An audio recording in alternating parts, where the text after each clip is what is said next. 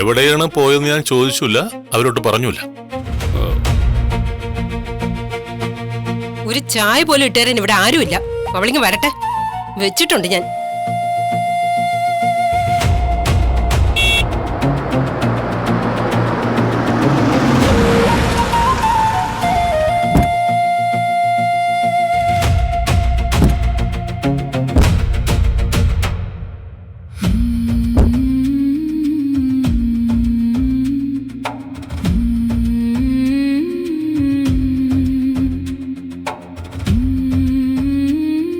രണ്ടുപേരും കൂടെ ഊര് ചുറ്റിയിട്ട് വരുന്നുണ്ട്.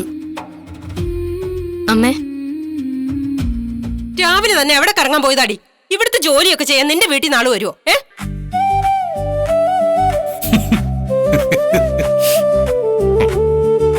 കണ്ടാ മനസ്സിലാവൂലേ ചന്ദ്രേ, അവർ ക്ഷേത്രത്തിൽ പോയാന്ന്. ഹാപ്പി ബർത്ത്ഡേ അമ്മേ.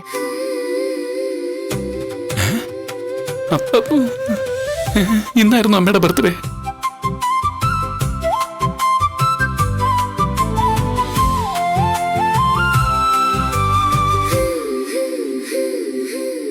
ഇന്ന് എന്റെ പിറന്നാളാണെന്ന് നിങ്ങൾക്ക് ഓർമ്മയുണ്ടായിരുന്നു അല്ലേ?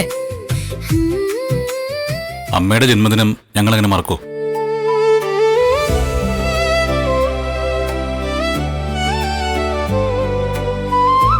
ഞങ്ങളുടെ ഉള്ളില് കുറിച്ചിട്ട ദിവസമല്ലേ അത്. എന്ത് മറന്നാലും ഈ ദിവസം ഞങ്ങൾ മറക്കില്ലല്ലോ.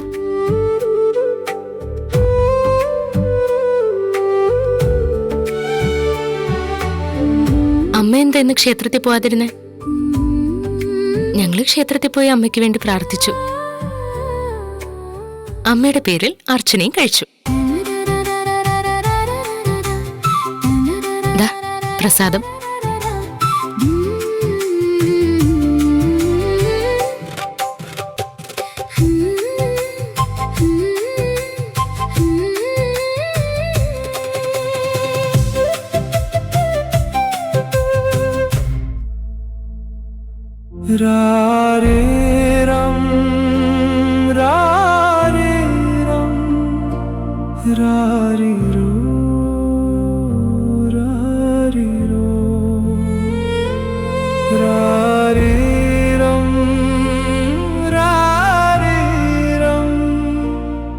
ഇവർക്കൊന്നും ഇന്നെന്റെ പിറന്നാളാണെന്ന് കൂടി ഓർമ്മയില്ലായിരുന്നു.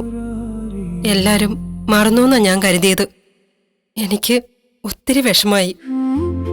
പക്ഷെ നിങ്ങൾ ഓർത്തല്ലോ, എനിക്ക് സന്തോഷായി. അമ്മേ, ഇന്ന് അമ്മയുടെ ബർത്ത്ഡേ ആണല്ലേ?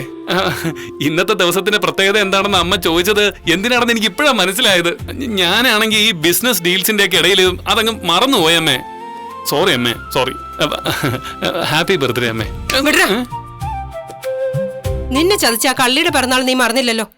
അല്ല, അത് പെറ്റമ്മയുടെ നീ മറന്നേ അല്ലേ? അല്ല, ഞാനത്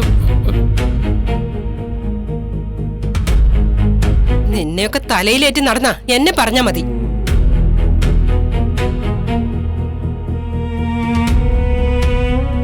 രവേട്ട, ഇവൻ മറന്നതിൽ എനിക്ക് അത്ഭുതമില്ല. പക്ഷെ നിങ്ങൾ മറന്നു. എന്താ പറ്റിയ രവേട്ടന്? ചന്ദ്ര രവേട്ടന്റെ മനസ്സിൽ നിന്ന് പോയോ? എന്റെ മനസ്സിൽ നിന്ന് നീ പോയാല് ഈ രവി മരിച്ചു എന്നതിന്റെ അർത്ഥം. നീ ഇല്ലെങ്കിൽ ഞാനുണ്ടോ ചന്ദ്രേ?